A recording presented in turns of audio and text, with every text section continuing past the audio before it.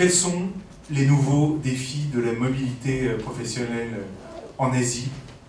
Déjà, qu'est-ce que c'est qu'être mobile entre la France et l'Asie, ou en tout cas l'espace francophone et l'Asie? C'est quoi? C'est vous préparez un séjour dans un pays asiatique, vous êtes déjà dans ce pays asiatique, vous travaillez, et peut-être que parmi vous, certains sont de passage, vivent en Asie et sont de passage à Paris. Ou alors, soit vous préparez, soit vous êtes de retour en France après quelques années, ou même parfois 10, 15 ans en Asie. Et alors, qu'est-ce qu'on fait dans tous ces cas de mobilité? Quel est votre statut? Est-ce que vous allez être expatrié, indépendant, entrepreneur? Ou alors, est-ce que vous êtes à cheval entre la France et l'Asie, donc mobile au sens strict, mobile tout le temps? Alors, ces dernières années, pour ceux qui ont vécu en Asie ou qui voyagent très fréquemment, on a observé, évidemment, on a été témoin d'une transformation assez claire, à la fois du statut, je devrais dire des statuts, des mobiles, des professionnels mobiles vers l'Asie, une forte diversification. Il n'est plus aussi facile de partir à l'aventure comme dans les années, au début des années 2000, je parle de Shanghai, l'Eldorado de Shanghai, le rêve de Shanghai, ou alors Bangkok pour d'autres, ou Séoul, ou Delhi, ou Bangalore. Par exemple, une des choses qui a changé évidemment, mais ça on le verra, le niveau d'expertise et d'expérience pour réussir en Asie, c'est considérablement élevé. Quelles sont ces nouvelles tendances? Comment aborder un projet ou une vie professionnelle dans les pays d'Asie? Comment s'y développe l'entrepreneuriat?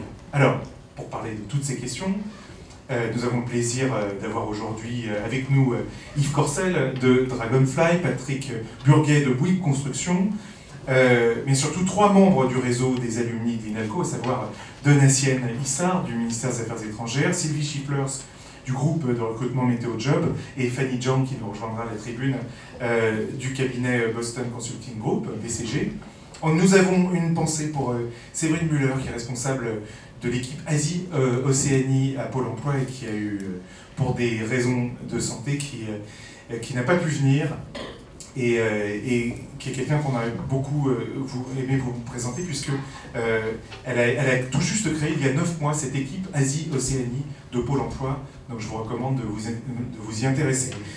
Je vous présenterai l'ensemble de nos intervenants un peu plus en détail tout à l'heure, au moment de notre table ronde, puisque ce soir, cela va se dérouler en 3 parties.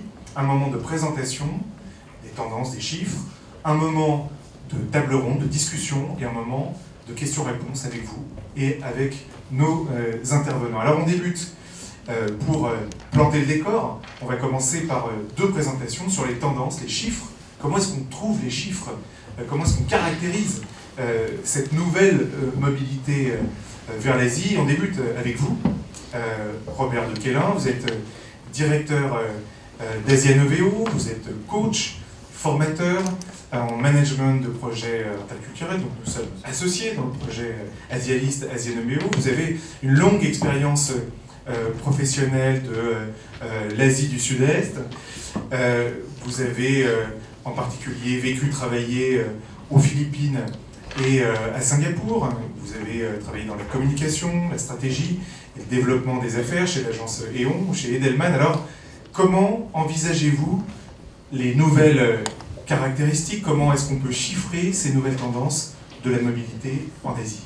Alors, la première chose à dire d'ailleurs, c'est que les chiffres ne sont pas simples à obtenir et surtout à rassembler. Donc on arrive à avoir des chiffres sur tel ou tel pays, sur telle ou telle tendance.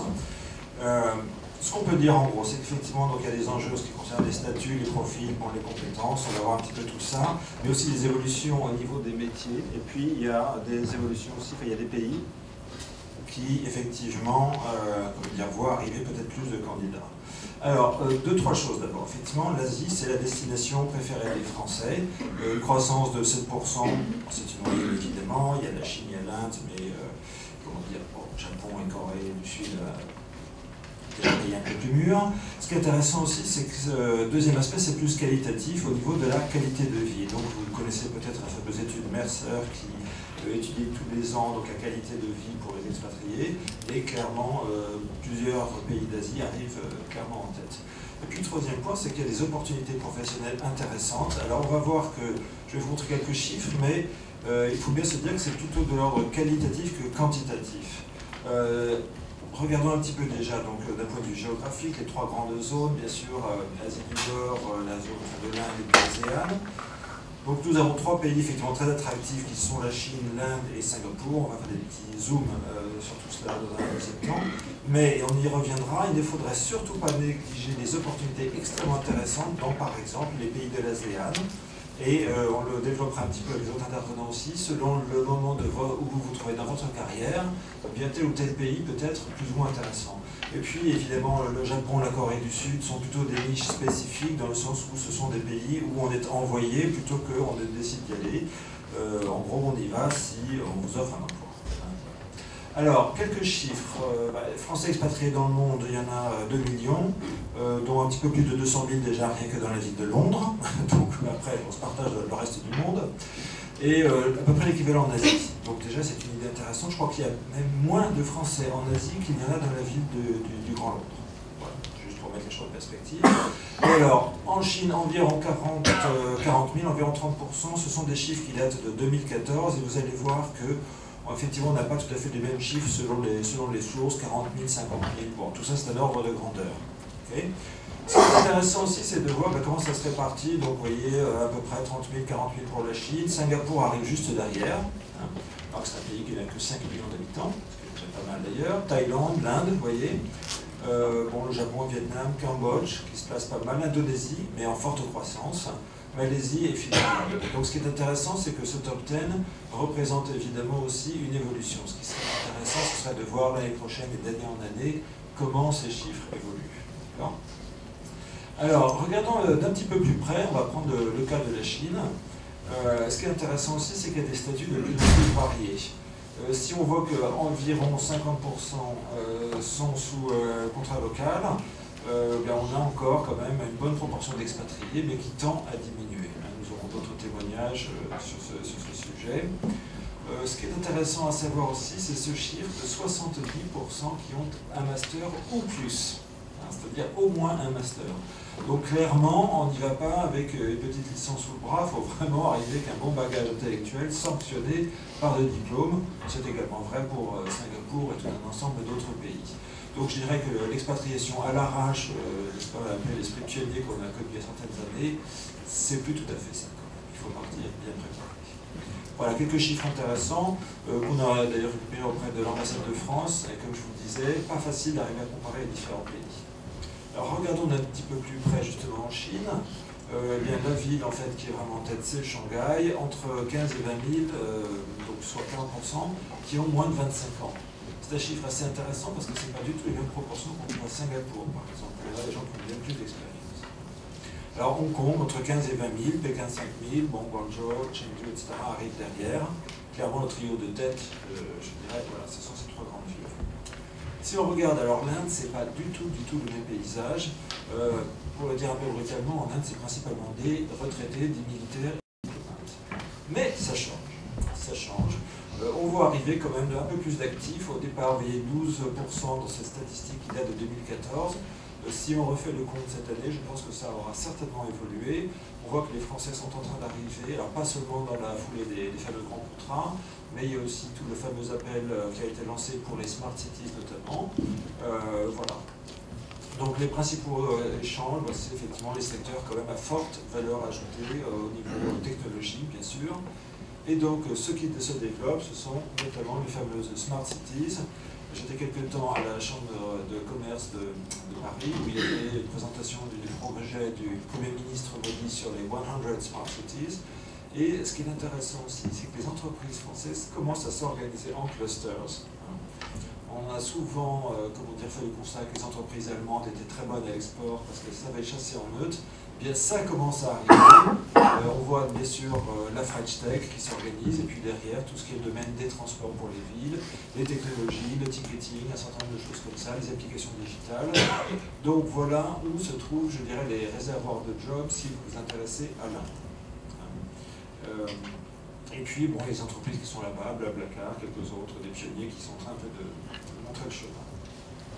Alors si on regarde maintenant l'Asie du Sud-Est, ce qui est intéressant, c'est que c'est une zone en forte croissance. On est à peu près à 7%, peut-être un petit peu plus si on prend les pays qui se développent le plus rapidement. Et surtout, il y a un développement accéléré des classes moyennes. Donc ça signifie des besoins qui vont avec, bien sûr, au point de vue services, équipements, etc. Les entreprises françaises sont en train de développer leur présence dans la zone. Le président Hollande y était en début d'année, accompagné de tout un aéropage de chefs d'entreprise. Bien sûr, il y a Singapour qui est, comment dire, comme toujours, je dirais, le pays en tête. Et vraiment, je vous invite à élargir votre regard parce qu'il y a des opportunités très intéressantes, aussi bien en Indonésie, en Malaisie, à Bangkok également. Et puis ce qu'on appelle le CMLV, là c'est un peu plus spécialisé, les autres panélistes en parleront aussi. Voilà, donc bon, sur Singapour, je n'en dirai pas beaucoup plus, mais sachez qu'il y a déjà 10 000 Français, donc c'est une communauté, et encore 10 000 Français pour ceux qui sont recensés. Il y en a probablement plus, mais qui ne sont pas enregistrés. 600 entreprises françaises, donc c'est quand même pas mal, employant 30 000 salariés. Vous voyez, donc effectivement, il y a des jobs ici qui sont au niveau de l'encadrement. Mais attention, Singapour n'est pas l'Eldorado que l'on croit, la vie est très chère, le logement est horriblement cher aussi. Donc, si vous avez connu, j'allais dire, la colocation en tant qu'étudiant, vous allez continuer. Et puis, en gros, il y a deux types d'options, évidemment. Plutôt VIE, donc ça sera plutôt en début de carrière, plutôt cadre senior. Monsieur Burguet et moi avons eu une conversation là-dessus, je le laisserai développer un petit peu ce sujet. Voilà. Il y a des recommandations assez intéressantes à faire. Alors quelques petites clés, mais vraiment je vais juste gratter la surface pour réussir son parcours de mobilité. À retenir déjà cette idée que les expats doivent prouver leur valeur ajoutée. C'était déjà le cas quand moi je suis allé à Singapour, c'est de plus en plus le cas, on vous demande vraiment des diplômes, d'apporter une expertise professionnelle spécifique. Alors ça peut être aussi bien dans la banque, dans l'informatique, dans l'hôtellerie, tout dépend des besoins du pays. Donc vraiment, renseignez-vous avant de partir, faites votre petite recherche. Deuxième point, c'est qu'on va demander de plus en plus une certaine seniorité managériale, donc des gens qui ont 5 à 10 ans d'expérience. Si vous avez déjà une expérience d'encadrement d'équipe pluriculturelle, ce serait encore mieux, évidemment. Et puis troisième point, ouverture, adaptabilité culturelle. Attention, attention, on n'est plus les rois du pétrole quand on arrive, il ne suffit pas d'avoir un passeport français, il faut, encore une fois, prouver sa compétence et savoir se rendre indispensable. Voilà, donc en 3 idées, et finalement, avant, pendant, après, comment bien gérer son parcours. Et l'idée importante à retenir, c'est que c'est bien de partir, mais il faut se dire qu'un jour, on va revenir. Et donc partir avec une bonne formation, éventuellement avoir un coaching interculturel sur certains pays, c'est très utile. Éventuellement faire un petit voyage de découverte, bien sûr. Quand on est sur place, eh bien attention, il faut survivre à ce qu'on appelle le choc culturel, faire preuve de souplesse, d'adaptabilité, et surtout ne pas oublier de maintenir ses compétences. Je pense que les autres panélistes aborderont également ce sujet. Tenez-vous à jour, restez aussi en contact avec la maison mère si vous êtes envoyé par votre entreprise. Puis après, attention au choc contre-culturel ou le contre-choc culturel, parce que revenir, c'est pas évident, on ne nous a pas attendu, il faut reconstruire et retrouver sa place.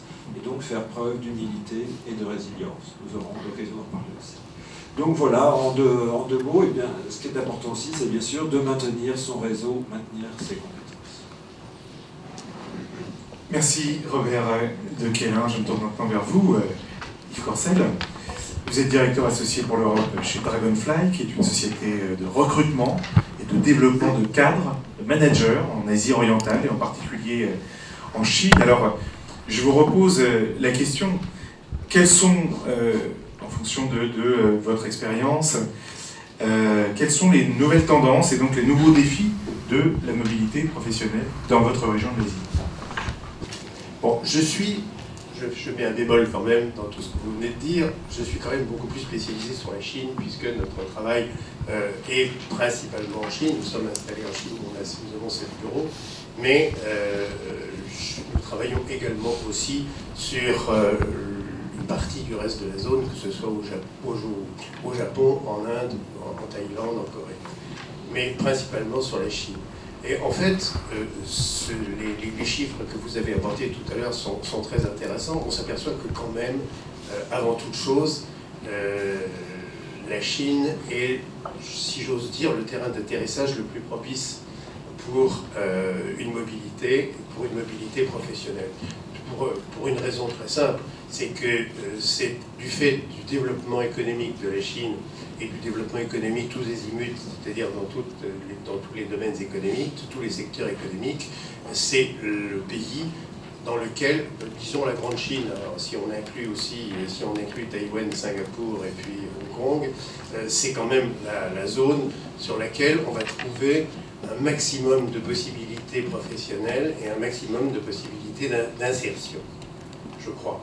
Alors bien entendu, c'est ce que vous disiez aussi, le Japon, oui, la Corée du Sud, oui, mais là, le Japon et la Corée du Sud, ça présente une caractéristique un peu particulière, c'est-à-dire que ce sont des pays où on est envoyé, je pense, par une entreprise, c'est-à-dire principalement, hein, c'est pas absolu, c'est jamais absolu.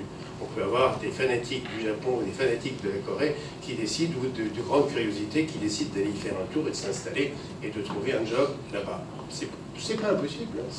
Il y a un certain nombre de présupposés, mais c'est pas impossible. Alors qu'en Chine, on peut encore aujourd'hui, je pense, se dire c'est plus l'Eldorado, c'est plus du tout le pays où on se dit tiens, je sais pas quoi faire, je vais y aller, je vais voir ce qui va se passer, parce que c'est déjà arrivé ça. Alors qu'aujourd'hui, il faut vraiment, à mon avis, vu ce que j'ai vu depuis 10-11 ans, il faut vraiment préparer son arrivée et prendre un certain nombre de mesures. Sinon, on risque un peu de casser du bois, comme on disait dans le temps, pour l'atterrissage. Donc, ce qu'il y a impérativement, c'est qu'il faut se préparer. Mais il faut se préparer, mais je pense que quand on se décide, alors pourquoi est-ce qu'on se décide d'ailleurs dans le fond? Pourquoi est-ce qu'on a envie de partir? Pourquoi est-ce qu'on va faire une mobilité? Alors il y a des tas de raisons qui sont des raisons qui peuvent être complètement personnelles, des raisons que je qualifierais d'affectives pour la langue, pour la culture, pour le pays. Il y a des raisons qui sont aussi des raisons strictement professionnelles. C'est-à-dire que vous travaillez dans un secteur économique, dans une entreprise qui d'un seul coup vous dit « Ah, c'est intéressant, vu votre parcours, vu votre job, on va vous envoyer en Chine, on va vous envoyer en Thaïlande. » Bon, très bien, parfait.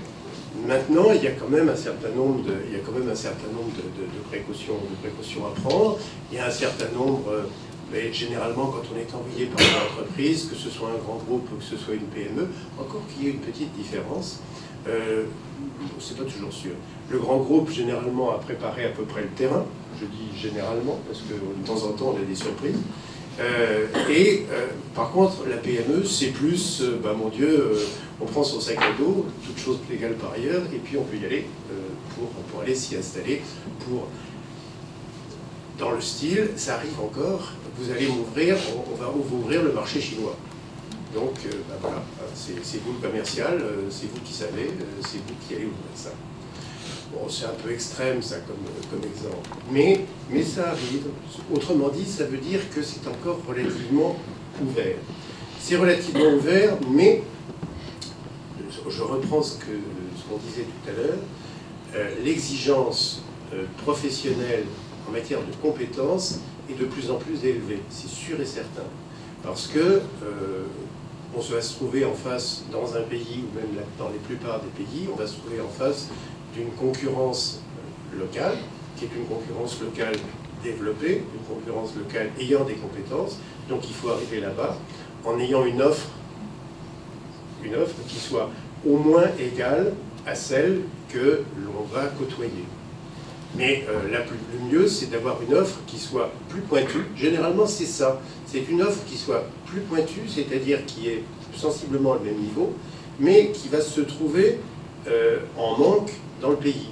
Je pense à la Chine particulièrement. La Chine, c'est un pays où on trouve, pour une entreprise, des compétences locales à peu près pour tous les jobs. Mais avec un bémol, c'est qu'il n'y en a pas assez. Il y a un manque de compétences, il y a une insuffisance de compétences parce que la Chine c'est gigantesque, parce que les Chinois qui font des études supérieures et il en manque dans un certain nombre de spécialités et dans un certain nombre de fonctions. Et donc, si vous décidez, il y a le cas où vous êtes envoyé par votre entreprise. Si vous êtes envoyé par votre entreprise, vous allez avoir le statut d'expatrié, vous allez avoir toute la panoplie qui va bien, c'est-à-dire vous allez continuer à cotiser à la retraite, à l'assurance maladie, à la prévoyance, à tout. Vous serez ramené tous les ans avec votre famille et les enfants sont scolarisés. Mais si vous décidez, vous, d'y aller, de vous installer là-bas, c'est un élément auquel il faut penser. Parce que l'élément du statut, vous allez être soit entrepreneur, parce que vous allez créer votre entreprise là-bas. Et là, de grâce, réfléchissez, prenez des informations, renseignez-vous pour savoir ce qu'il est nécessaire dans le pays pour effectivement s'insérer en tant qu'entrepreneur et pour être dans les clous juridiques. Parce qu'on s'aperçoit malheureusement que de temps en temps, il y a des gens qui partent un peu comme ça, sur l'aile du vent, et qui s'installent et qui se mettent à travailler. Et on s'aperçoit qu'il peut y avoir de multiples problèmes juridiques. Donc, faire attention. Ce que je dis, ça a l'air d'être vraiment basique, mais je crois qu'il faut le répéter parce qu'on s'aperçoit sur le terrain qu'il y a un nombre de gens qui font pas du tout attention à ça. Il faut faire attention à ça. Parce que sans ça, c'est plus une expérience professionnelle gratifiante, ça va être, ça va être quelque chose dans le genre de la catastrophe numéro 1. Donc ça, il faut effectivement faire attention au statut qu'on veut avoir, il faut le choisir, il faut le réfléchir. Donc, envoyer par une entreprise, ok, c'est bien. Quand on se déplace tout seul, voir si... Il y a une autre hypothèse, hein. On trouve encore des gens, pas au Japon, pas en Corée, mais on trouve encore des gens en Chine, on trouve encore des gens, pas tellement à Singapour non plus, un peu, mais pas beaucoup, en Thaïlande, oui, en Indonésie, on en trouve aussi, qui s'installent, qui disent, voilà, j'ai telle expérience, j'ai telle compétence, dans tel métier, qui font une étude de marché succincte, hein, en se renseignant, et qui se disent on y va. Mais effectivement, en prenant un certain nombre de précautions, on arrive encore à trouver.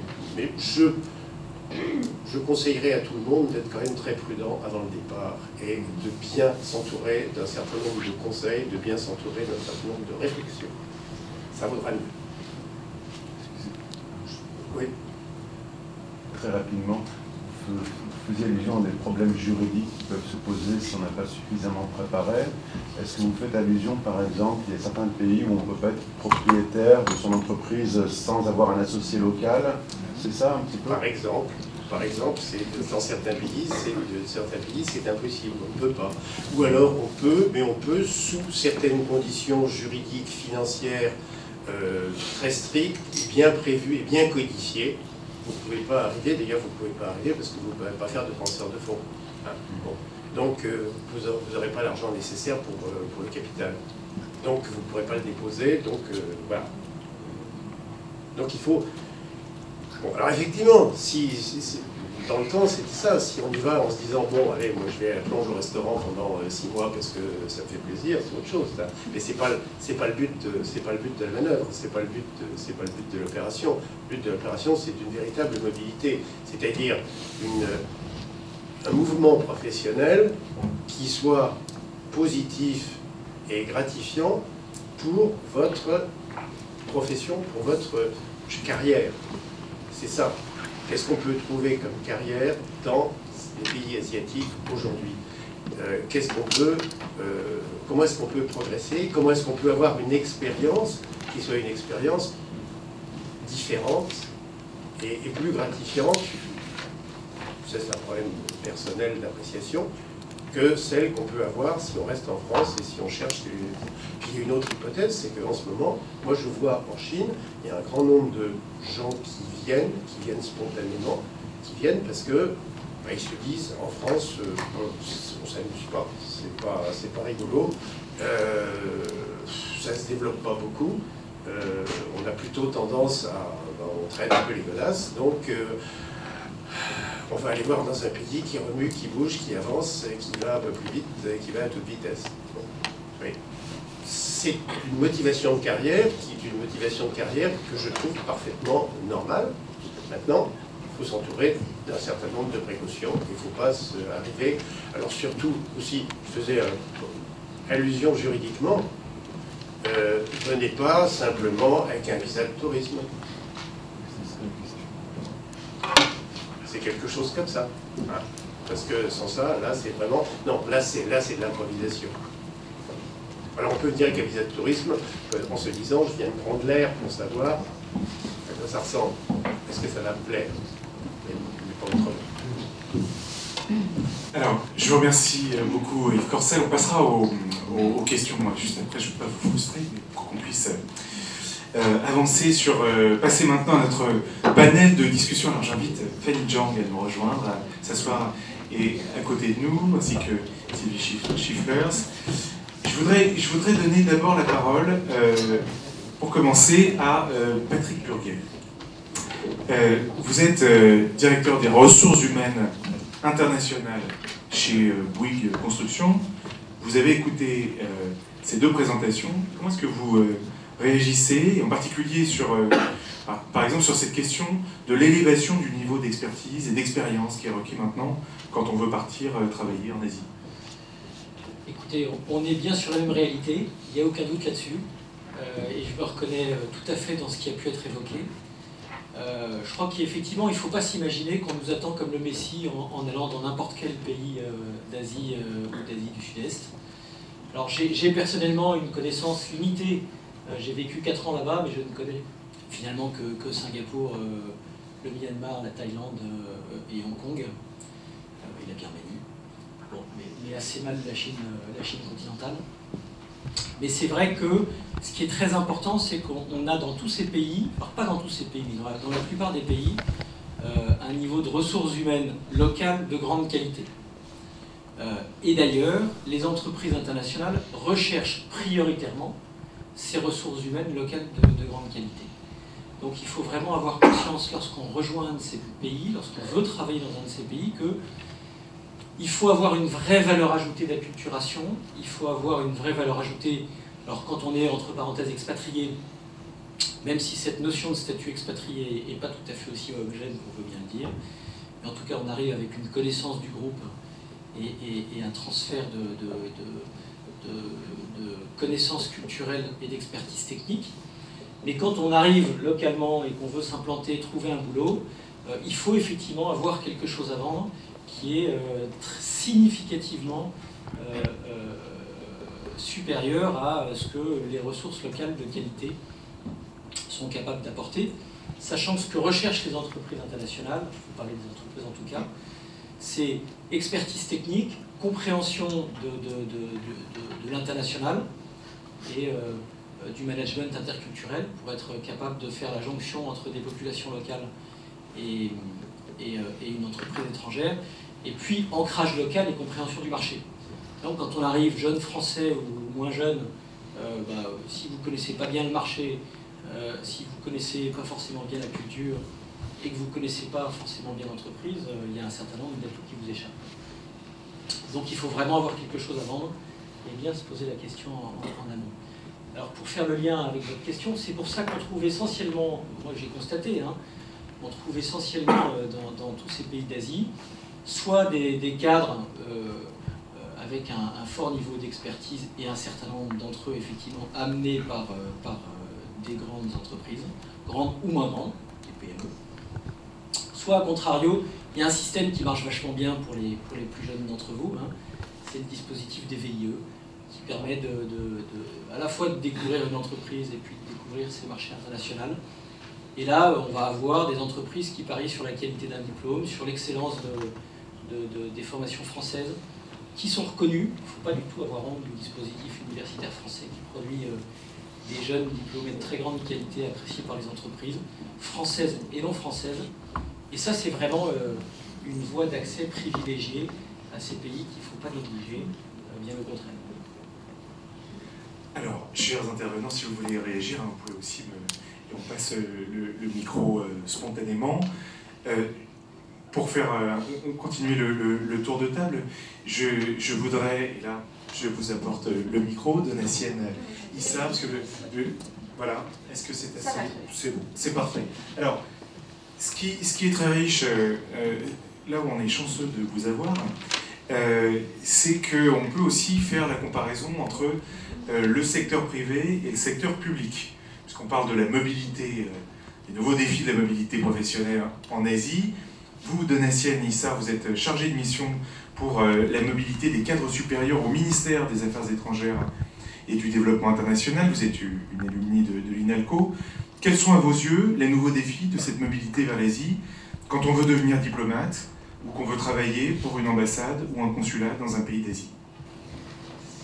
Alors, d'abord, je voulais réagir aussi aux propos de M.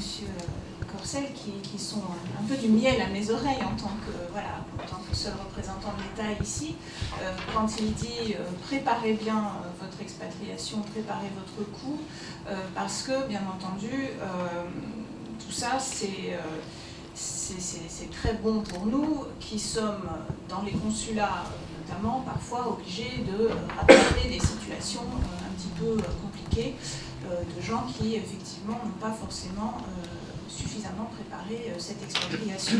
Je voulais souligner aussi ici le rôle absolument essentiel des chambres de commerce à l'étranger, de vos conseillers du commerce extérieur, qui ont un rôle justement précisément de conseil, qui sont à la disposition des créateurs d'entreprises notamment, et qui vraiment donc, sont des partenaires des ambassades très importants.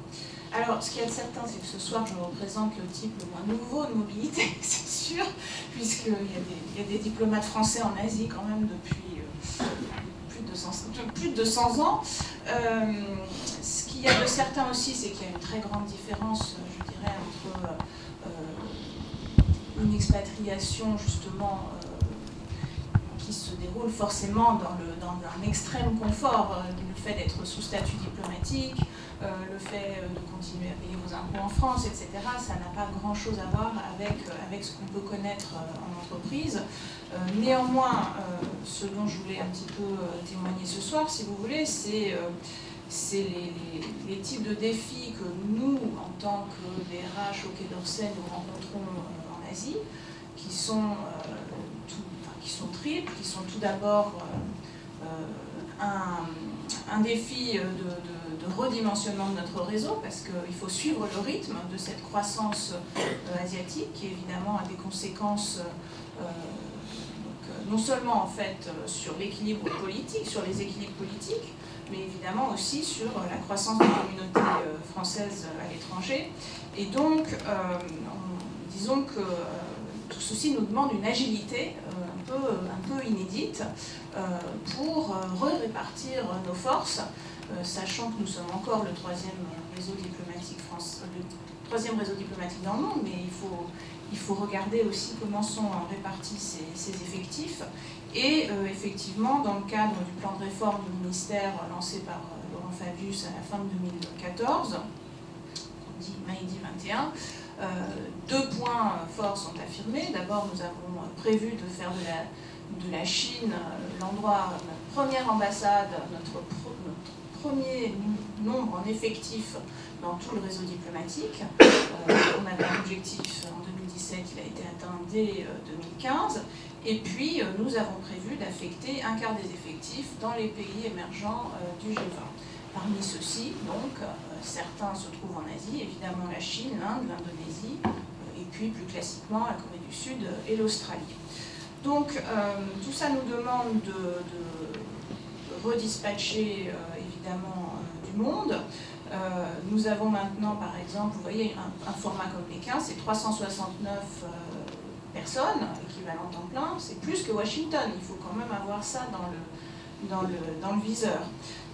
Et puis, aujourd'hui, donc 17% de nos effectifs, qui sont environ 13 800 personnes qui travaillent sous des statuts divers pour le ministère des Affaires étrangères se trouvent en Asie, et c'est une augmentation de 5% depuis 2009. Alors ça vous semblera peut-être très peu, mais l'agilité pour l'administration elle est peut-être plus difficile que pour les entreprises, on n'a pas la même flexibilité, il y a d'autre part des sensibilités évidemment internes mais aussi externes. Les pays qui nous accueillent n'aiment pas que tout d'un coup on réduise le dispositif drastiquement. Donc on y travaille à ce redéploiement, et évidemment tout ceci se fait sous une forte contrainte budgétaire qui fait qu'on déshabille Paul pour donner à Pierre. Donc voilà.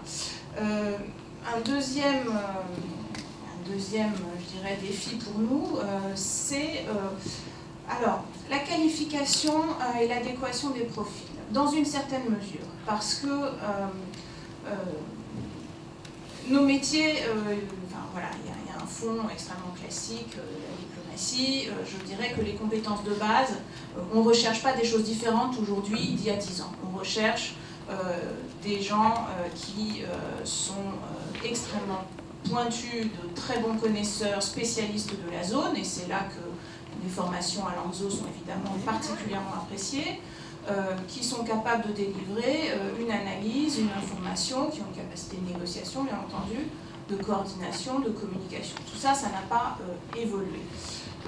Par ailleurs, nous n'observons pas véritablement je dirais, les phénomènes de substitution qu'on observe en entreprise avec de la main-d'œuvre locale, parce que nous sommes dans la fonction publique avec un certain nombre de protections statutaires, mais aussi la diplomatie, on n'est pas chez les bisounours, il y a un certain nombre de questions de sécurité qui se posent, et bien entendu c'est très important pour nous de continuer à avoir des nationaux.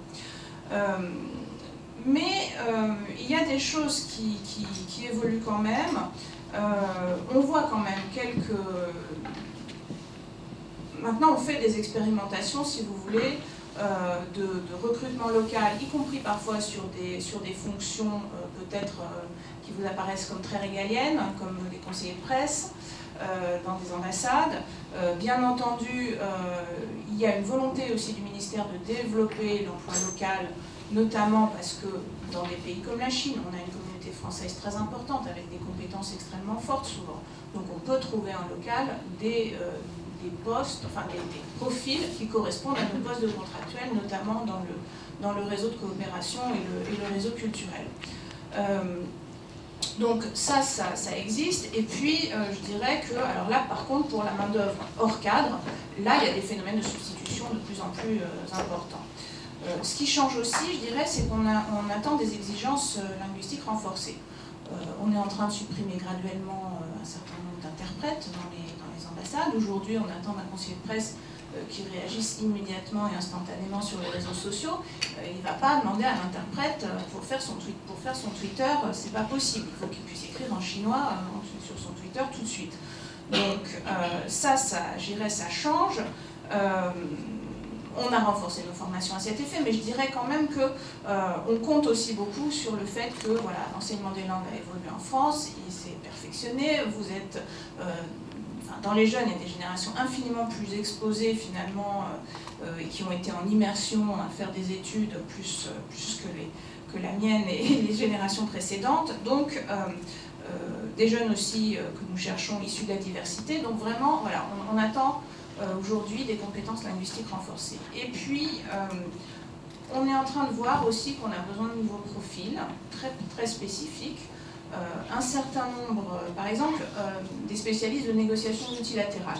On voit que, alors que l'Asie est une zone où les organisations régionales sont extrêmement faibles traditionnellement, mais le mouvement du monde, je dirais, l'apparition de nouvelles organisations internationales qui se situent en Asie maintenant, comme le Fonds Vert en Corée du Sud, comme les nouvelles banques de développement, donc la Banque asiatique d'investissement dans les infrastructures qui est à Pékin, la nouvelle banque de développement des BRICS qui est à Shanghai, tout ça fait qu'on va avoir besoin de multilatéraux dans des postes bilatéraux où on n'attendait pas forcément ça. Donc demain, je vais j'aimerais que, voilà, à Shanghai, je vais avoir besoin de mettre un gars qui connaisse un peu le développement et donc l'Afrique, ce qui n'était pas forcément évident.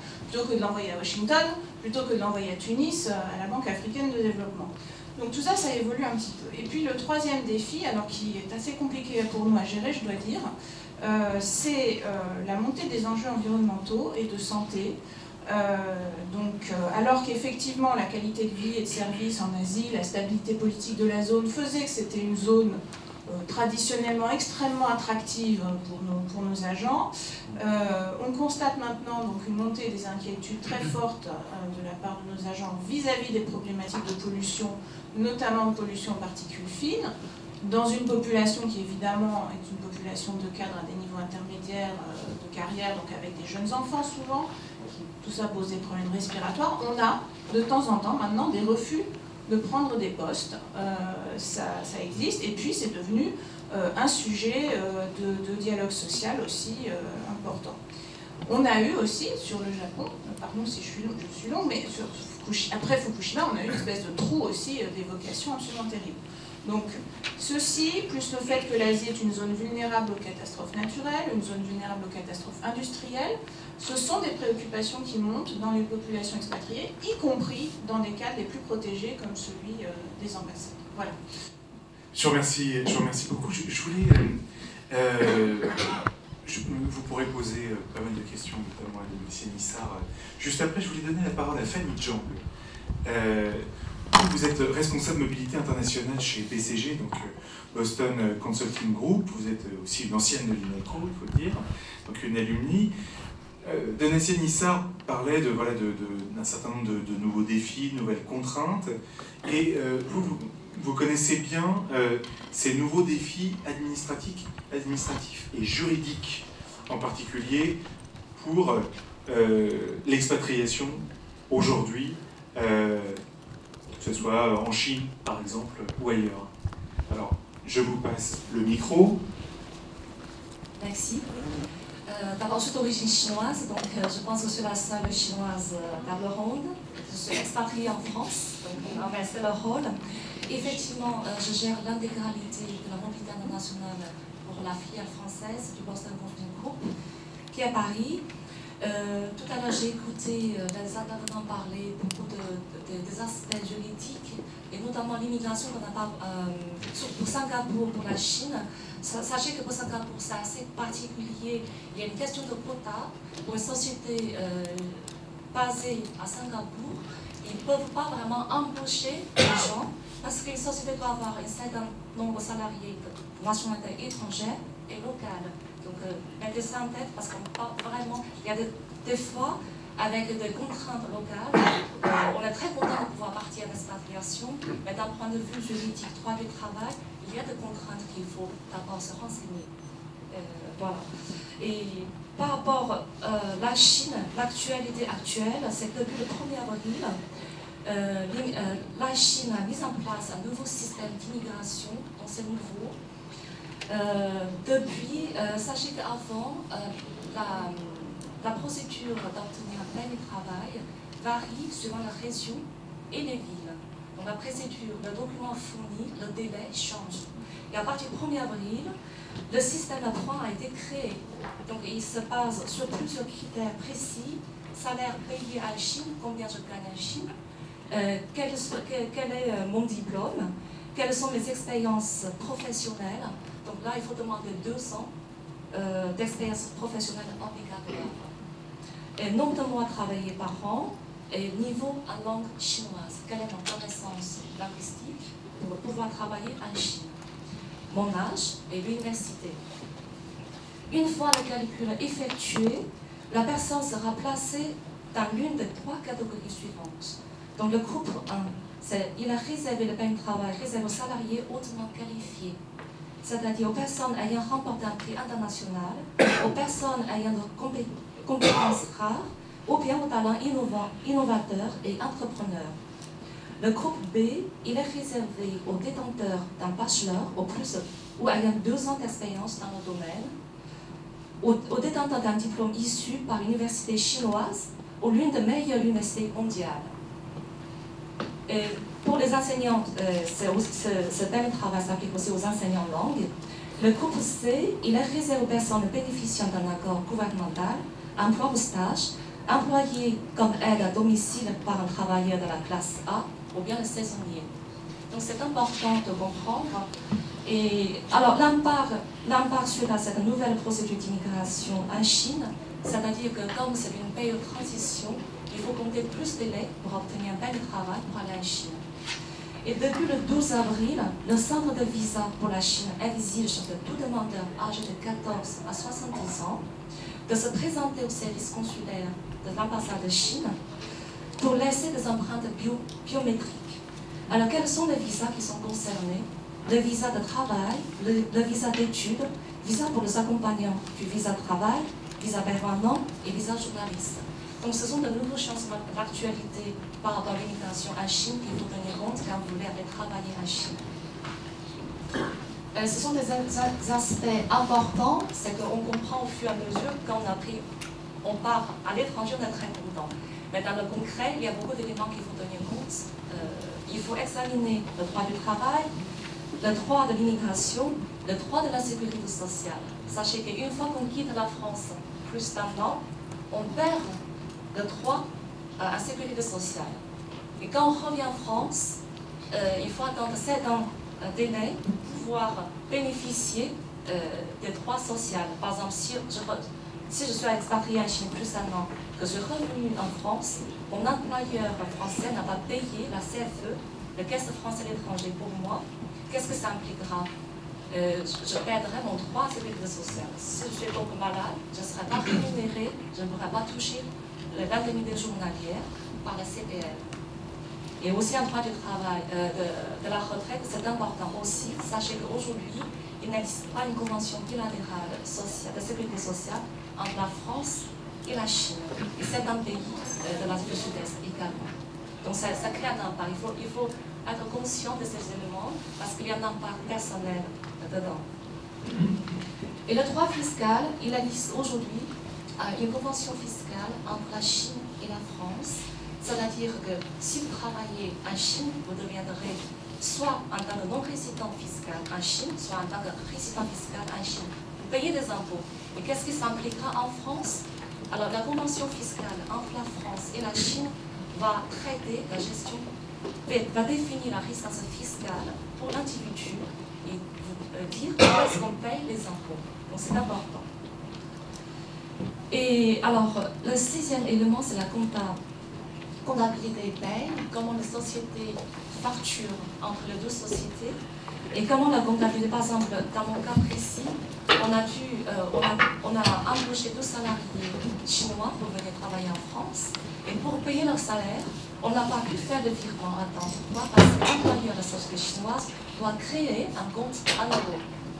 Et ça, cela, on n'a pas pu faire les montants et on a eu beaucoup de discussions avec les salariés qui sont très mécontents parce qu'ils n'ont pas pu recevoir leur salaire à temps. Il y a une question administrative et réglementation bancaire entre les deux pays. Et il y a aussi le taux d'échange entre la monnaie chinoise et l'euro qui est modifié, qui a des impacts sur le salaire, sur le traitement, sur la compta, tout ça. Il y a aussi le dernier élément, ça a été abordé tout à l'heure par certains intervenants, c'est la sécurité de l'hygiène dans certains pays à risque. Notamment dans l'Asie du Sud-Est, il y a certains pays qui ont un problème d'hygiène. On a un salarié qui a été piqué à Malaisie, qui a dû être hospitalisé pendant quelques jours, qui n'a pas pu revenir travailler en France. Donc ce sont des éléments qu'il faut tenir compte avant de partir à l'étranger, aller à l'Institut Pasteur pour voir quels sont les vaccins obligatoires recommandés pour ces pays-là. Voilà. Merci beaucoup, merci beaucoup. Je vais passer le micro maintenant, s'il vous plaît, si vous voulez m'aider à passer le micro en bout de table, à Sylvie Schifflers.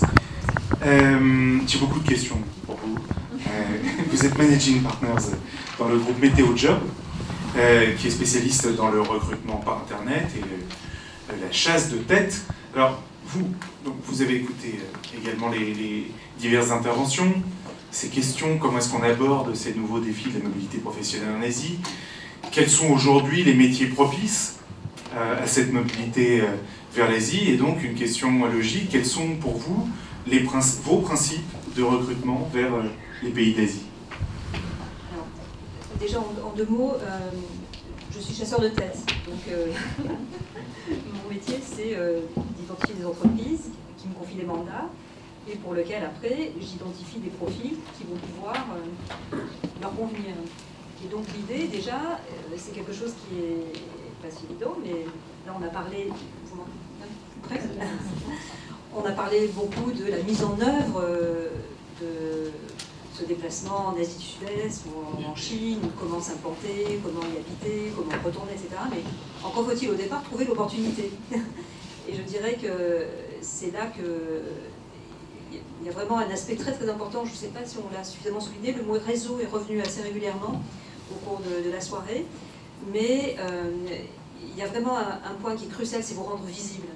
Je crois qu'il faut penser que l'Asie c'est énorme, il y a beaucoup de profils qui rêvent de partir, hein. Donc avant tout, il faut se rendre visible sur tous les réseaux potentiels et notamment sur LinkedIn. Avoir un CV bien sûr à jour, faire en sorte que votre profil LinkedIn soit cohérent avec votre CV, que vous alimentiez votre profil LinkedIn, c'est-à-dire que vous interveniez aussi, que vous soyez capable régulièrement de poster des choses intéressantes, tant qu'à faire, qui soient pertinentes par rapport à votre projet, et qui puissent à un moment donné faire, attirer l'attention des recruteurs ou d'une entreprise. Une entreprise recrute en direct aussi. Donc ça c'est vraiment la toute première chose, vous rendre visible dès le départ, même quand vous êtes très junior. Quand on est plus senior, après il ne faut pas hésiter à participer à des événements, à rejoindre différentes associations professionnelles qui peuvent être significatives dans notre milieu. Par exemple, en ce moment, je recrute pour l'enseignement supérieur, pour des entreprises, des écoles très prestigieuses, hein, des profils exclusivement à l'international. Alors, pas nécessairement en Asie, hein. Par exemple, en ce moment, je recrute au Canada ou à Londres. Ces profils, je les ai repérés soit sur LinkedIn, soit par nos réseaux personnels, hein, soit en regardant les différentes associations professionnelles où adhèrent les personnes que je contacte. Et donc je recrute et je vois les personnes quand elles sont actives sur les réseaux sociaux. Donc voilà, je répéterai jamais assez. Après, et de manière plus générale, je trouve que ce qui est vraiment une grande force, c'est ce qu'on fait ce soir, hein, c'est-à-dire avoir un réseau d'alumni et le faire vivre. Et moi qui suis une diplômée aussi, une ancienne de l'INALCO, je suis avant tout en fait une diplômée d'une école de commerce qui est extrêmement présente et très très active et surtout qui a une très très grande solidarité.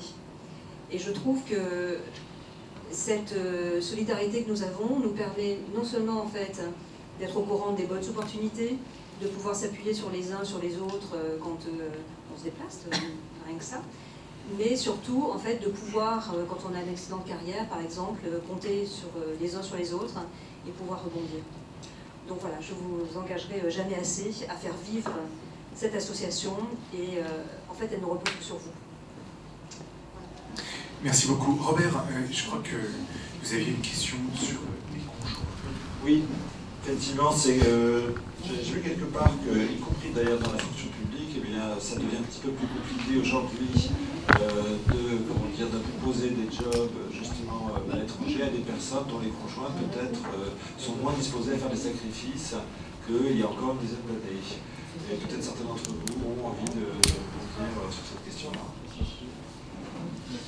Oui, oui, c'est bien entendu un enjeu de la mobilité. Hein. C'est qu'aujourd'hui, une carrière se mène dans un couple à deux et un projet professionnel de l'un doit être validé par une mobilité de l'autre qui accepte des sacrifices. Donc c'est une des difficultés. Alors, cela dit, ça permet d'arriver dans le pays et de contourner un certain nombre de difficultés. Tout ce que vous évoquiez est extrêmement vrai. On n'arrive pas comme ça, la fleur au fusil, dans n'importe quel pays en disant « chouette, je vais trouver un job ». Cette notion de quota est importante pour Singapour, indéniablement. La durée quand on perd un emploi à Singapour, on doit en retrouver un dans les 2 mois si on est foutu à la porte. Enfin, il faut avoir conscience que cette tendance d'une sélection de l'immigration par un certain nombre d'États qui visent des gens hautement qualifiés, qui ont un emploi, qui ne vont pas venir grossir les statistiques du chômage localement, etc., est une tendance lourde qui est importante. Alors arriver avec son conjoint, c'est déjà mettre un pied dans un pays. Et ça, c'est déjà un gros atout. Et puis après, de faire son trou, se connecter au réseau des Français, se connecter au réseau de la Chambre de commerce, de l'ambassade, bien entendu, des entreprises, des associations qui sont présentes. Et c'est aussi un bon moyen de trouver un boulot, parce que quand on est déjà sur place et avec un permis de résider dans le pays, c'est un excellent vecteur de préalable d'intégration. Néanmoins, c'est vrai que c'est parfois un facteur limitant.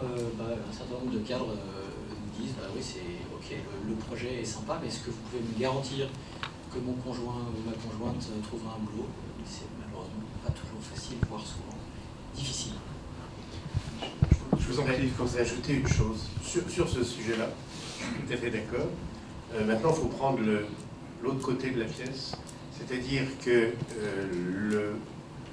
l'expatriation ou la mobilité en couple peut être aussi une occasion qui rend les choses plus difficiles. Le facteur le plus aggravant, qui empêche le succès de l'expatriation, c'est, j'allais dire, le couple mal préparé à l'expatriation. C'est la cause, et là, c'est la cause la plus importante d'échec de mobilité. Donc, ce qu'il faut faire impérativement, et vous aviez raison sur le problème directement, et mon conjoint, comment est-ce qu'il a travaillé, comment est-ce qu'il a trouvé un job, etc. Il n'y a pas que ça. Il n'y a pas que ça. Moi, j'ai vu très souvent, des couples dont l'un des deux était celui qui généralement était expatrié, et l'autre était venu, pour être correct, je dirais, entraînant les godasses. Et très rapidement, ça se passe assez souvent très mal. Donc il faut impérativement, sur une mobilité, sur une expatriation, il faut dès le départ, même avant le départ, il faut être bien sûr que quand on part à deux, même à plusieurs, avec les enfants, si tant est que les enfants soient des enfants adolescents, hein, parce que bon, les petits, c'est plus facile de les transporter et de leur faire accepter des situations qui les changent énormément. Mais c'est un élément très important. Je vous remercie. On va continuer cette discussion. Ah, non, vous vouliez réagir, allez-y, Nadia, allez-y. Là-dessus, parce qu'effectivement, c'est un aspect très important. L'expatriation, c'est effectivement pas seulement une affaire de conjoint, c'est un projet familial. Il faut être très très clair là-dessus, en particulier dans la diplomatie, où les 2/3 de la carrière se déroulent à l'étranger. C'est pas juste une étape de carrière, c'est 2/3 de la carrière. Donc le conjoint, là-dedans, il a du mal à faire exister sa propre carrière. Et c'est un problème que nous avons de plus en plus, effectivement, notamment parce qu'il y a de plus en plus de jeunes femmes qui veulent mener une carrière, qui ne sont pas à suivre leur mari, et inversement, il y a de plus en plus de femmes cadres, et donc nous avons créé depuis 2 ans une délégation aux familles qui effectivement est chargée d'accompagner les conjoints de nos agents, qui a créé des liens avec des réseaux d'entreprises et aussi de conjoints expatriés pour faire du réseau, justement. C'est très important. Et je veux dire aussi que nous travaillons activement à renforcer justement le nombre de conventions fiscales, le nombre de conventions passées avec les pays pour autoriser aussi les conjoints à travailler, parce que en plus, dans votre cas, quand vous êtes sous statut diplomatique, si vous voulez travailler, souvent vous perdez votre statut diplomatique. Et donc là aussi, il y a des conséquences juridiques à prendre en compte. Patrick Burguet, juste une question avant de vous donner la parole. Sur cette notion de parcours, de mobilité, comment est-ce qu'on la pense aujourd'hui? Parcours, ça veut dire du début jusqu'à la fin, du départ, le milieu, et puis le retour ensuite. Quelle est votre façon de voir? La réponse, c'est dans la façon dont vous avez formulé la question, mais effectivement, je crois qu'il faut vivre une carrière comme étant un parcours et une expatriation comme étant un élément d'un parcours. Alors, je vais préciser un peu ma pensée. Il me semble mais là aussi on pourra en débattre, que aller à l'étranger n'est pas forcément un objectif en soi. C'est un objectif de découverte, c'est un moment, moi j'y ai passé 4 ans, j'ai adoré, et alors pour vous remonter un peu le moral, pour ceux qui auraient le moral pas terrible, mes enfants et ma femme ont adoré aussi, donc il y a quand même dans la plupart des cas de très belles réussites d'expériences familiales à l'étranger. Mais il faut que la période à l'étranger ait du sens ou fasse sens dans le cadre de la construction d'un parcours professionnel.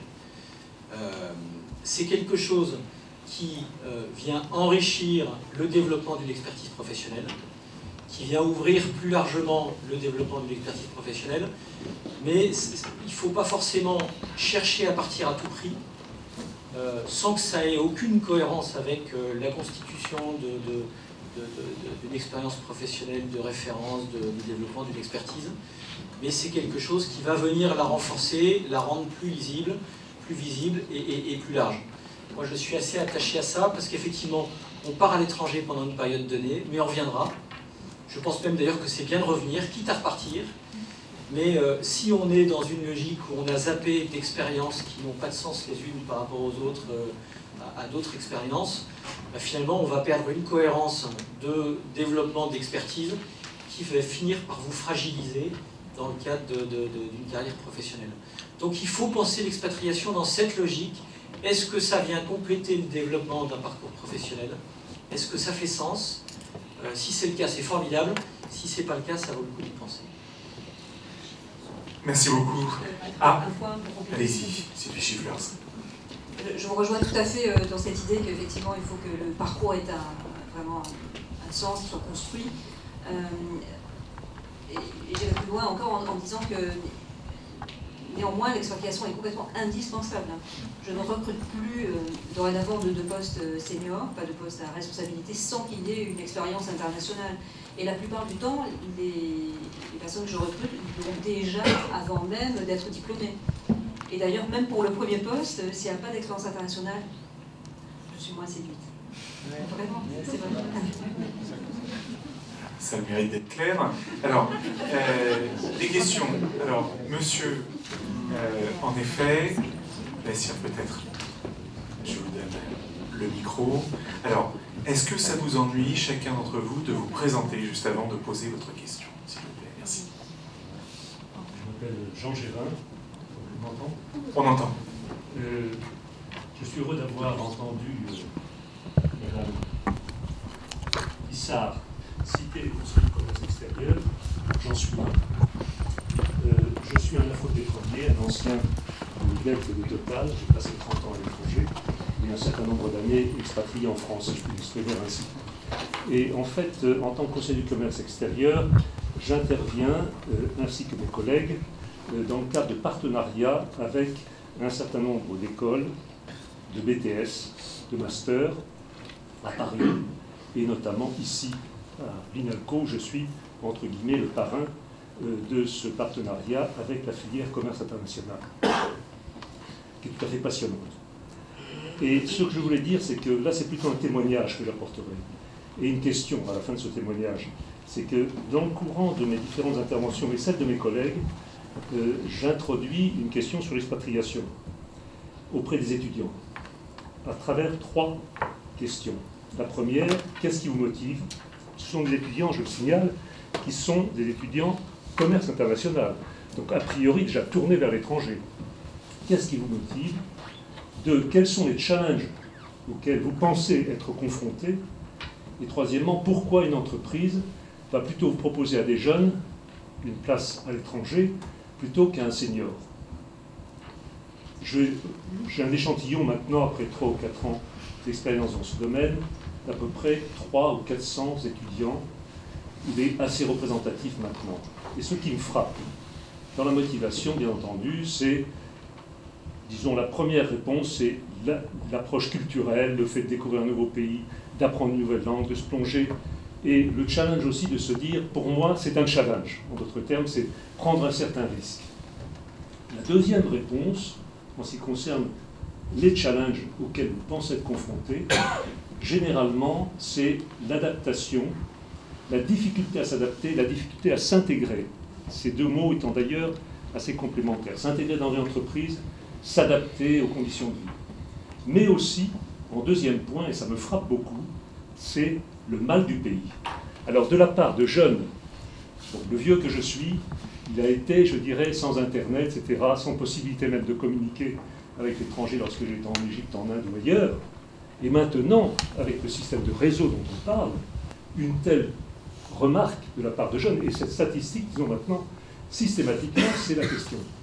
Alors je pense que je réagis là-dessus peut-être de façon un peu brutale en leur disant « mais je ne comprends pas, vous pouvez être sur Internet à tout instant, vous pouvez être sur Skype et parler à vos parents, à vos amis, comme si vous étiez chez eux. » Mais je pense que ce problème, il appelle question, et je vous pose la question justement.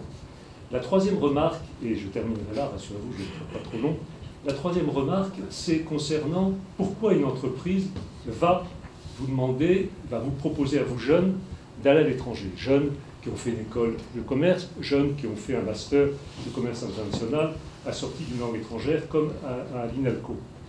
Et alors ce qui me frappe, c'est que très souvent, la réponse c'est notre dynamisme, le fait que par rapport à des plus anciens, nous apportons, etc., etc. Et ce que vous avez dit à l'instant m'a beaucoup plu, à savoir la compétence, le fait qu'effectivement, et c'est une réponse que je leur ferai maintenant grâce à cette réunion d'aujourd'hui, je vais encore enrichir, disons, ma possibilité de les approcher, la compétence, le fait qu'ils sont en compétition avec des agents locaux, avec des personnels de qualité locale, il doit être pris en compte et ne pas considérer que parce qu'on est jeune et parce qu'on a un certain diplôme français, on arrivera à tout coup à être bien meilleur qu'un plus ancien. Voilà. Alors surtout, ma question, c'est dans ce problème de disons, du mal du pays, qui est exprimé par beaucoup d'étudiants. Qui veut Ah, peut-être, si ça ne vous ennuie pas, peut-être, avant de vous laisser répondre, Fanny Jean. Alors, moi, j'ai oublié de dire que j'ai passé 3 ans chez BCG à Paris. Très heureux. Merci. Alors, moi, je travaillais à la FNAC avant, pendant 10 ans, à la direction internationale, après Crédit Agricole et avant d'arriver à BCG. Je réponds à cette question par rapport à pourquoi des profils juniors, parce que d'un point de vue financier, ils coûtent beaucoup moins cher. Ils sont moins exigeants, ils sont très partants pour aller avoir une expérience à l'international d'1 an, 2 ans. Donc ils sont prêts de ne pas avoir un bagage d'expatriation généreux. Ils sont prêts à avoir un contrat local et ils ont plus de facilité aussi à s'intégrer au niveau de langue et ils parlent anglais d'une manière générale. Et après, pourquoi cette attention sur l'étranger? Il y a certains profils de juniors qui sont dans le programme de développement de compétences pour l'entreprise et pour devenir leadership plus tard. Voilà. Ça, c'est en ce qui concerne mon parcours au sein de ces 3 entreprises. Je combine un peu la politique pour répondre à cette question. Alors moi, le mal du pays, je suis un peu sec là. Non mais, quand on part, vous avez été expatrié longtemps, c'est formidable de partir, c'est formidable de revenir. On peut dire que la France est un pays dans lequel on a une qualité de vie qui est exceptionnelle. Mais voilà, quand on part à l'étranger, on découvre des pays tout aussi fabuleux et si on n'a pas... Je pense que si on se pose la question comme ça, c'est qu'on n'est sans doute pas tout à fait mûr pour une expatriation. Parce que, indéniablement, l'envie de découverte doit être beaucoup plus fort que cette crainte d'être loin de papa, maman, les cousins et le marché du dimanche matin. Mais cela dit, c'est chouette de revenir. Et moi, je suis personnellement très favorable, alors pour des raisons différentes, mais je suis tout à fait favorable au départ et au retour. Je pense que les profils de purs expatriés qui ne mettent plus jamais les pieds en France finissent par être assez décalés. Et je pense qu'il est bien, quand on est dans un grand groupe en particulier, mais je ne pense pas que, de revenir toucher à la réalité de l'emploi dans son pays d'origine, en particulier dans les groupes qui expatrient encore avec des packages de qualité, où finalement on perd un peu pied. Il faut savoir que quand vous arrivez à l'étranger et que vous venez d'un grand groupe, on vous aide pour tout, vous êtes super assisté, vous ne payez pas grand chose, pas votre logement, pas toujours l'électricité, l'eau, le gaz, etc. Et quand vous êtes mangé à cette sauce-là pendant quelques années, vous finissez un peu par perdre le sens des réalités.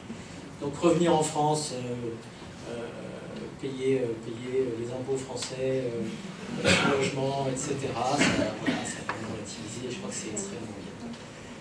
Mais il ne faut pas redire ça. Alors, je réagissais aussi sur la notion de package. D'une part, vous avez tout à fait raison, un gros point de vigilance quand on part en contrat local, on est en France dans l'Eldorado de la protection sociale. On a en France tout qui est couvert de la façon la plus optimale, en matière de sécurité sociale et de mutuelle, en matière de prévoyance, en matière d'invalidité, de décès, bref, de retraite, évidemment. Et quand on accepte un contrat local, et ça peut être très séduisant de se dire, bah tiens, voilà, tel emploi se crée, si vous ne regardez pas ces sujets-là, vous allez réaliser, bah tiens, par exemple à Singapour, qu'un non-singapourien n'a pas de retraite. Alors ça paraît vachement sympa de se dire, je vais passer 1 an, 2 ans à Singapour en contrat local, mais si vous n'êtes pas vigilant sur ces sujets-là, vous allez avoir 2 ans où vous n'allez pas vous couvrir, sauf si vous avez cette démarche à titre volontaire de cotiser à la CFE ou à un fonds de pension, mais en tout cas vous aurez un trou de 2 ans, et c'est pas dans l'instant que vous le regretterez, c'est dans quelques dizaines d'années, quand il s'agira de reconstituer votre carrière, que vous allez vous apercevoir que ces 2 années-là, elles vont manquer. Vous n'avez pas forcément un régime de prévoyance qui est de bonne qualité si vous avez un pépin. Ça n'arrive qu'aux autres, mais quand même, c'est là où on réalise qu'on n'est pas bien couvert. Donc vraiment, ça fait pour moi partie des gros points de vigilance quand on part à l'étranger et qu'on accepte un contrat local, ces sujets de prévoyance et de retraite. Et puis, dernière petite remarque, on parle beaucoup d'expatriation et de package d'expatriation. Il faut savoir qu'il y a maintenant une multitude, et j'aimais bien votre dia initial, il y a une multitude de contrats d'expatriation. Ça n'est plus, absolument plus quelque chose d'homogène. Ça n'est plus un contrat de droit français avec tout un tas d'accessoires qui sont payés sur place. Je crois qu'aujourd'hui, il faut voir les choses de façon beaucoup plus large. Et même les plus grands groupes ont des contrats qui sont fondamentalement des contrats locaux avec des accessoires, mais réfléchis là aussi dans une logique de carrière à long terme. Donc il faut avoir à la fois les idées un peu larges et ne pas rechercher forcément un contrat de droit français, mais être pragmatique et s'assurer que dans le contrat qui vous est proposé, il y a quand même un certain nombre de fondamentaux qui sont proprement couverts en matière de retraite, en matière de prévoyance, de culture médicale et d'hospitalisation. Bénéfice, vous vouliez réagir. Et juste revenir sur le mal du pays, parce que là on parle de la qualité brillante des entreprises, mais en ce qui concerne mon métier, le métier de diplomate, quand vous êtes en Afghanistan, quand vous êtes en Centrafrique, quand vous êtes à Bagdad, le mal du pays, il se comprend, vous voyez. C'est pas tout à fait la même chose. Et il se soigne à coup de période d'aération, et il se soigne à coup de je revois ma famille, parce que la famille est quand même un facteur aussi équilibrant. Et je crois que c'est aussi très important que les gens comprennent où ils sont. Et à cet égard, nous recherchons des gens qui sont profondément en prise avec les cultures locales, qui les connaissent, qui les ont étudiées, et aussi de comprendre ce qu'on fait et pourquoi on le fait. Et là, c'est la responsabilité du management de donner du sens à la mission. Voilà. Donc le mal du pays, moi je comprends. Une autre question. Tout au fond. Bonjour, je suis Luc Champ, je suis un ancien du CPI. Juste une seconde peut-être quand on apporte le micro, pour le confort de tout le monde. Bien sûr. Merci beaucoup. Bonjour, Luc Champ, je suis un ancien du CPI. Je travaille dans le domaine du contrôle-gestion. J'ai un parcours contrôle-gestion et audit interne international. Ma question s'adresse à vous, messieurs et mesdames, concernant en fait les profils les plus recherchés, les fonctionnalités les plus recherchées dans le domaine de la gestion finance. En Chine et à Singapour. J'ai travaillé dans les 2 pays, notamment, pour un profil de type senior, c'est-à-dire au-delà de 40 ans. Disons que j'ai l'impression souvent qu'on fait des moutons à 7 pattes. Moi-même, bon, je parle 3 ou 4 langues, plusieurs masters, expérience internationale, notamment sur MétéoJob, je vois les profils très très pointus. Et même en répondant, je me dis, quels sont les concurrents que j'ai en face J'ai expérience de management, expérience internationale, encadrement de mission, gestion de projet, que ce soit en français, en langue étrangère, en chinois par exemple. Je me dis, en plus les salaires ne sont pas forcément... Par exemple pour la Chine, je me dis, bon, si je vais en Chine, concrètement pour avoir le même niveau de vie, je dois avoir 50% de plus au minimum, quoi. Étant donné ce que je perds par exemple en termes de retraite, ou même s'il y a des compensations entre les pays. Voilà, donc je voulais savoir finalement, par rapport à la concurrence, comment je peux me positionner, quelles sont vraiment les fonctionnalités que vous recherchez dans un contrôle gestion, un DAF, qu'est-ce qui fera le petit plus, parce que bon, y a une forte concurrence qu'on a maintenant qu'on n'avait pas il y a 20 ans quand j'étais sur le marché. Oui, mais moi je vous dirais que de toute manière le poste que vous pouvez rechercher en Chine, effectivement les entreprises occidentales, pas simplement françaises mais occidentales, en cherchent. Maintenant vous allez vous trouver automatiquement en lice avec des concurrents locaux. C'est sûr et certain. Et à partir du moment où vous dites, bon, si l'entreprise trouve des concurrents locaux, qui sont les concurrents locaux avec un tarif, avec un salaire local, qui n'a pas besoin de compensation de contrats améliorés, effectivement, vous allez vous retrouver automatiquement, vous allez être beaucoup plus cher. C'est sûr et certain. Alors, à moins qu'ils ne souhaitent, bien entendu, d'avoir quelqu'un qui soit d'une nationalité particulière, parce qu'ils ne veulent pas... Oui, à mon sens, actuellement, seuls les grands... Oui, vous avez mis le doigt sur une difficulté, c'est qu'effectivement, il faut savoir si l'entreprise de quelqu'un qui connaisse le marché local, qui connaisse les pratiques locales et qui connaisse toutes les procédures. Bon, vous les connaissez pas. Si ça fait partie des réquisitions obligatoires, vous n'aurez pas beaucoup de chance par rapport aux locaux. Mais par contre, à partir du moment où une entreprise française ou occidentale souhaite expatrier quelqu'un qui ait des connaissances linguistiques, qui ait des connaissances françaises ou occidentales, à la fois comptables, financières, juridiques, vous pouvez parfaitement, et il n'y a aucune raison que vous ne soyez pas apte à la concurrence et apte au parcours. Je vous remercie. Une autre question? En complément, un des atouts que j'entends et qui est recherché, c'est cette capacité à appréhender du multinational, c'est-à-dire être capable de travailler en étant agile et une parfaite compréhension de gens ayant de multiples nationalités dans de multiples implantations. Là, je pense que par rapport à un certain nombre de salariés que vous pourriez trouver localement, le fait d'avoir beaucoup voyagé, travaillé dans des environnements extrêmement différents, de pouvoir faire de la consolidation avec différents pays dans la région et autres, ça c'est comme un atout, cette ouverture d'esprit. Voilà, je trouve ça c'est certainement un des atouts que vous pouvez cultiver et présenter. Je vous en prie, le micro est ouvert, vous pouvez parler. Bonsoir à tous, Europe. J'ai étudié le chinois ici en CE, au master, et je fais partie des anciens membres. Alors ma question est la suivante. N'hésitez pas, juste avant de le poser, à rapprocher votre micro. D'accord. Ma question est la suivante. À votre avis, quelle est la durée idéale de séjour à l'étranger?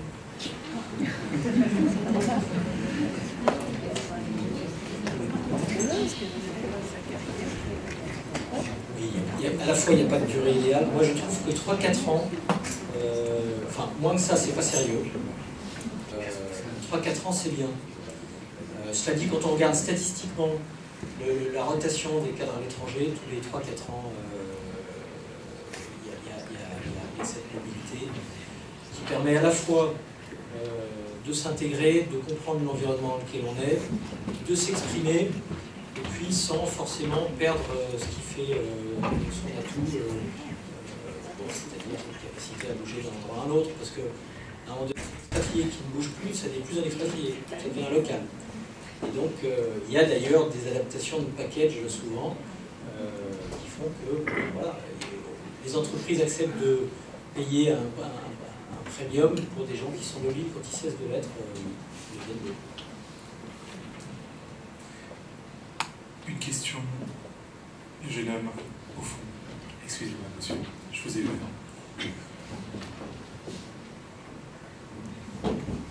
Bonsoir, je m'appelle Hicham, en fait je suis jeune diplômé mais dans le domaine du digital. Et en fait j'avais une question justement à vous poser, plutôt à vous madame en fait. Est-ce que, quel serait le pays en fait qui rechercherait le plus de profils comme moi plutôt dans le domaine du digital, je veux dire création de site internet, mise en place de stratégies numériques. Vous voulez dire à part la France? À part la France. Je recherche beaucoup en France. Je recherche beaucoup aussi au Royaume-Uni. Moi, personnellement, je travaille moins sur l'Asie, je dois le préciser, donc je suppose qu'il y a beaucoup d'opportunités dans ce secteur-là, mais voilà. Je pense que, moi, personnellement, ce que je vois, c'est qu'aucun pays n'est épargné par cette vague, en tout cas. D'accord, c'est vrai que c'est un peu, moi, justement, comme on parle un peu de révolution digitale, numérique, un peu, en France en particulier, on a du mal un petit peu à se positionner lorsqu'on veut s'expatrier, quel pays choisir en fait. Et par exemple, le sud-est, vous avez parlé tout à l'heure de l'Indonésie, monsieur, je crois, ce qui était un pays avec beaucoup d'opportunités, et je voulais savoir si, par exemple, le digital avait une place assez moindre. Si je vous donne un exemple, par exemple, en ce moment, on travaille pour AXA, Global Direct, qui recrute non seulement en fait en France et en Europe, mais aussi au Moyen-Orient, par exemple, sur des profils digitaux. Je pense que c'est une très très bonne école et qu'il y a des choses magnifiques à y apprendre. Je pense. Ce qui importe aussi, c'est l'entreprise dans laquelle vous travaillez, est-ce qu'elle est professionnelle ou pas, est-ce qu'elle va pouvoir vous apporter quelque chose. Pour rebondir rapidement sur la durée d'expatriation que vous proposiez, oui, 3-4 ans, voire 5, et ça se recoupe finalement avec la durée moyenne d'un job. Rester plus longtemps que 5 ans dans un job, c'est pas terrible. Il vaut mieux 2 fois 5 ans que 10 ans, il me semble.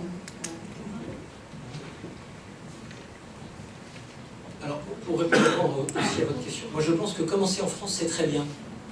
Il ne faut pas forcément chercher à s'expatrier tout de suite. Pour revenir à ce qu'on disait au début de cette intervention, les entreprises, elles recherchent des gens acculturés qui vont pouvoir, là où elles veulent développer du business, arriver avec à la fois la connaissance des codes de l'entreprise, des procédures, de l'expertise, et puis apte à la rencontre avec les équipes locales. Donc commencer en étant fort sur la culture et les compétences centrales du business, c'est quand même le préalable et le prérequis dans beaucoup d'expériences d'expatriation. Donc ne cherchez pas forcément à partir tout de suite, et puis une carrière professionnelle c'est très long, et des opportunités, surtout quand vous aurez 5-6 ans, par exemple chez AXA en France, là, cette volonté manifestée de vouloir bouger, elle sera certainement accueillie avec beaucoup de bienveillance et vous aurez cette opportunité que vous cherchez. Je précise un dernier point. Pour peu que vous parliez bien anglais, on l'a souligné une fois, mais il faut vraiment le rappeler quand même. Si les entreprises, pour revenir aussi sur votre problème, monsieur, sur votre point, je pense que le fait de pouvoir être une tête de pont et pouvoir créer un lien avec l'entreprise de départ, l'entreprise française en l'occurrence, c'est très important, donc c'est une capacité aussi qu'on recherche dans beaucoup de cas. Mais le fait de parler anglais est absolument indispensable, il ne suffit pas de parler chinois ou de parler n'importe quelle autre langue. Parler anglais, n'oubliez pas, et bien. Monsieur. Oui, bonjour, je suis Laurent Lazare, je suis consultant en interculturel en particulier, pas seulement, mais je fais ça. J'ai été expatrié en Corée du Sud et au Japon pour un grand groupe d'assurance. Et donc ma question, elle est, quand je suis parti, je n'étais pas préparé du tout, je ne savais même pas où c'était la Corée. Et quand je suis arrivé en Corée, j'ai mis 1 an à comprendre comment ça fonctionnait. Et puis le retour n'a pas été simple. Et je voulais, donc la question c'est, est-ce qu'aujourd'hui, la gestion des ressources humaines, vous gérez de façon prévisionnelle les retours des cadres? Est-ce que vous avez des postes pour eux déjà prévus à leur retour? Alors, je vois Yves Corsel qui dit non de la tête. Je vous donne la parole d'abord. Je pense que ça serait la solution idéale. Maintenant, l'expérience prouve qu'un certain nombre de groupes commencent à le faire. Enfin, de toute manière, un grand nombre de groupes affichent le fait qu'à partir du moment où vous expatrierez, on trouvera bien un endroit pour vous mettre quand vous rentrerez. Bon, la pratique montre qu'il n'en est rien, et que le nom d'un chien, on se dit, zut, Martin, il rentre dans 3 semaines. Donc j'exagère, 3 mois. Martin rentre dans 3 mois, et où est-ce qu'on va le mettre? Bon, on verra bien. Et généralement, ça ne se passe pas très bien. Ça ne se passe pas très bien, parce qu'on ne tient pas compte de ce qu'a fait le dénommé Martin, qu'on lui trouve un bouche-trou, hein, et puis on le met là-dedans, et généralement, ben, Martin, il s'en va, il cherche ailleurs et il s'en va. Bon. Il y a un certain nombre de groupes, surtout les groupes qui sont le plus impliqués dans l'activité internationale. Parce que ceux-là, ils ont compris qu'ils avaient une véritable valeur entre les mains et que les gens qui étaient prêts à l'expatriation et à l'expatriation multiple, il fallait les soigner. Parce que sans ça, il faut tout commencer. Sans ça, les groupes qui, j'allais dire, qui travaillent sur un pays ou sur 2 pays, simplement, tiens, bah oui, on va développer le commerce à cet endroit-là, on va faire. Ça ne marche pas très bien. Très curieusement, les PME, ça se passe beaucoup mieux la plupart du temps. Pourquoi? Ben, pour une raison bien simple, c'est que on a une relation beaucoup plus directe avec le patron, qu'on est généralement en prise avec lui, même quand on est à l'international, et qu'on arrive plus facilement à faire passer ses idées, son état d'âme, ses demandes aussi. Alors, je ne dis pas que c'est la panacée, hein, mais c'est vraisemblablement plus simple. Ça, c'est un gros problème. Quand on part en expatriation, quand on se dit, oh là, ça fait 3 ans que j'ai vu, vous commencez à se dire, je rentre dans un an ou un an et demi, je commence à m'en occuper sérieusement avec l'entreprise. Je vais aller voir le prochain passage, je vais aller voir mon patron opérationnel, je vais aller voir les DRH, je vais aller voir tout le monde et je vais secouer la marmite. Parce que si vous ne la secouez pas, vous avez des grandes chances d'être oublié. Et j'en ai vu un grand nombre. Hein. Si je peux réagir simplement, monsieur, pour une fois, peut-être la fonction publique va mettre son grain de sel et faire mieux. Nous avons ce type de problématique qui ne s'oppose pas tellement pour les gens qui reviennent de l'étranger, quoique, mais là encore, on a un gros volume de postes puisqu'on fait tourner un tiers de l'effectif tous les ans. Donc, ça brasse. Par contre, on est en train de réfléchir à ce genre de démarche pour les gens qui reviennent d'une mobilité externe, donc soit dans une autre administration, soit dans une organisation internationale, soit dans une entreprise. Et donc, nous voudrions effectivement mettre en place des démarches où d'abord on a un plan de succession sur les postes, et ensuite s'engager sur une certaine typologie de poste pour la personne à son retour de cette mobilité externe, pour l'encourager et pour la valoriser. Moi, je ne serais pas aussi pessimiste.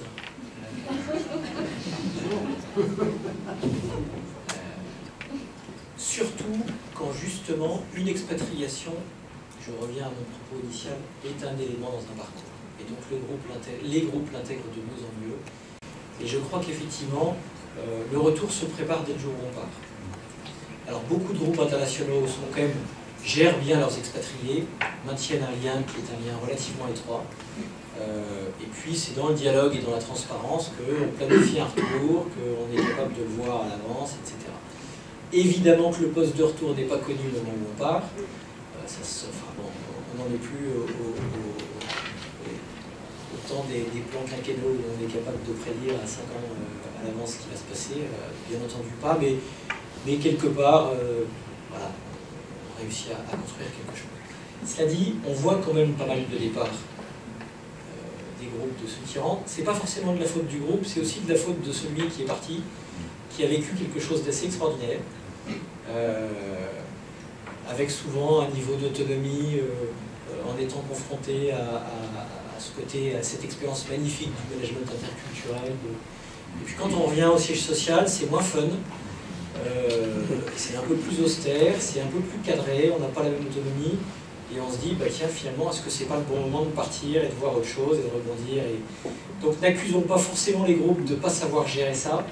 Ça fait aussi un peu partie du risque d'avoir, j'allais dire, ouvert largement des perspectives tout autres à un ou une case. Ben voilà, quand il revient, il a aussi envie de continuer dans cette logique-là. Il y a des retours très réussis. Je voudrais rajouter que c'est quand même un sujet très présent maintenant dans les grands groupes.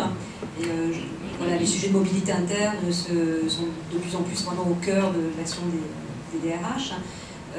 Et on va parler de météo job, mais c'est vrai qu'on développe des solutions avec des très grands groupes, tels que Saint-Gobain par exemple, voilà, pour améliorer la mobilité interne avec des outils de scoring et de machine et de visio intégrée qui permettent en fait aux expatriés de rencontrer physiquement et d'envoyer en fait leur CV en quelque sorte en interne à leurs ressources humaines ou aux opérationnels.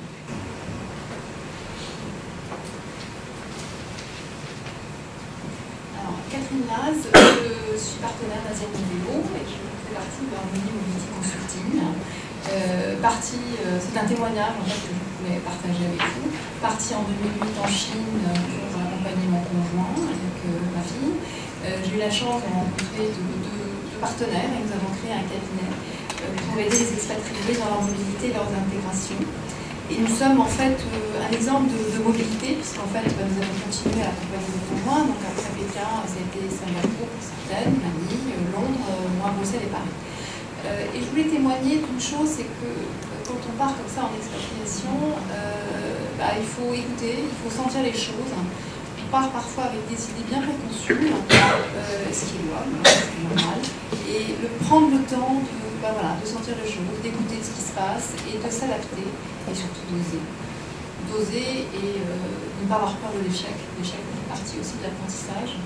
Il faut avoir de l'humilité. Voilà, c'était un simple témoignage d'expérience. Merci à tous, malheureusement, c'est déjà terminé. Je tenais à remercier une nouvelle fois l'INALCO, le réseau Alumni, l'INALCO, merci à Albin de Carmont et Bastien Hamid. Merci à l'ensemble de nos intervenants. Vous retrouverez le compte-rendu écrit et vidéo de cette conférence très bientôt sur le site des alumni de l'INALCO et bien sûr également sur asialis.com, votre média préféré sur toute l'Asie, avec le club Asianoveo. Ce n'est pas terminé, cette soirée n'est pas terminée, on se déplace maintenant pour un after work au Dupont Café à 2 minutes d'ici. On vous retrouve au 84 avenue de France. Merci à tous, bonne soirée.